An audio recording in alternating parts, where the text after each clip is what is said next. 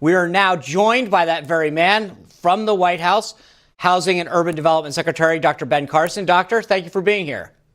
Wonderful to be with you, finally. Exactly. We're so excited that finally able to coordinate this. You truly have been this American success story, growing up in poverty and becoming just this renowned doctor that has gone on to do great things and save lives and been the subject of so many studies that people have done on your work. But you've obviously had a tough time along that journey in some ways. Have you shared your experiences on race with the president? Is he turning to you to look for advice? And, as I mentioned, you toured your home with him. Have you explained to him how that journey to poverty to where you are now, what took you to how you got there? We've talked about it many times and about the fact that, this still is an amazing place. This is a land of opportunity. And what we have to do is make sure that people understand that, because there are forces out there that are trying to get people to believe that they're victims and that everything is stacked against them. And the fact of the matter is there are obstacles. No matter where you are, there are going to be obstacles. But what are you going to do with those obstacles? Are you going to allow those to be your containing fence and your excuse? Or are you going to jump over them and allow them to strengthen you for the next obstacle that comes along?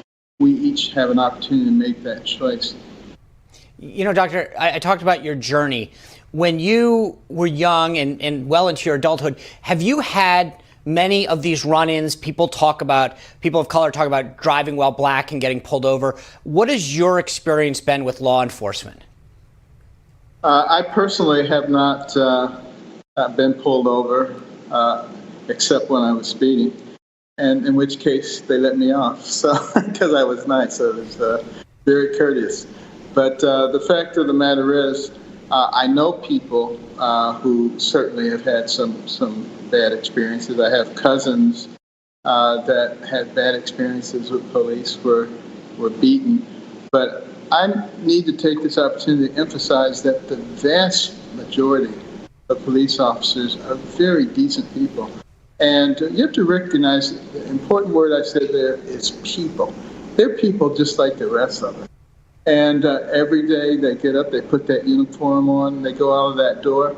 Their husband or wife doesn't even know if they're going to be coming back. Their kids don't know if they're going to be coming back. Every time they stop a car, they don't know what awaits them. It's a very stressful job, and I'm very grateful that there are people there who are willing to do it. And I talked to a number of police officers this week as I've been traveling, and I'm hearing some pretty distressing things about people resigning because they don't have any support. What happens if we have mass resignations, if we don't have people joining police forces? Then I think some of the radicals who want to get rid of police will get exactly what they want, which will be total chaos. Well, Dr. Carson, we saw the president sign that executive order yesterday. Some are saying it's just the first step. Do you think that it's enough? Well, it's certainly good that the president has gotten out and weighed in on this, because I think this is an area where we can actually find a lot of agreement across the aisle. I think everybody recognizes that we don't want road police going from one jurisdiction to another jurisdiction. And we certainly want to use technology, body cams. We want to do some things that actually make a lot of sense. And I think we will get those things done. There are some of the things that people are asking for that really don't make any sense, quite frankly. The immunity, for instance. If you don't give police some type of qualified immunity, they will be sued for everything they do that someone doesn't agree with. They'll be virtually paralyzed. You can't do that. In your realm as Secretary of HUD, opportunity zones are something that you guys have been big on. How important are they to lifting up some of these communities?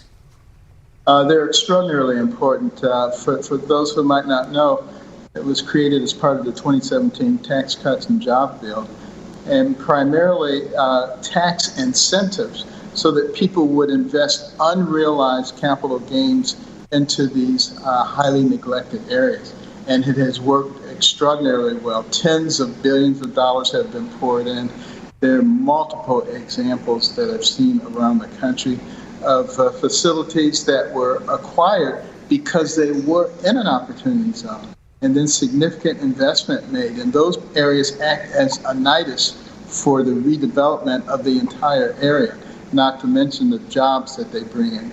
So it's a absolutely wonderful ideal. It's having tremendous results. Mr. Secretary, I just want to ask you about something you said yesterday on Hugh Hewitt's radio show. And I don't want to put words in your mouth, but the way I heard it was that you believe that President Trump could soften his stance on athletes kneeling for the national anthem. Let me just play for the audience what you said. I don't think he has manifested as much animosity in that region lately. And I think we just continue to work with him. He'll get there. Mr. Secretary, what do you and I both know him. You've worked with him a lot. The president can be sometimes tough to get off a position that he's on. What are you saying to him? Where do you think he'll end up, and how long do you think it'll take? Well, I think what he is beginning to see, and what a lot of Americans are beginning to see, is that when those athletes kneel on the field, it's not because they're not patriotic. It's not because they don't love our flag, our country.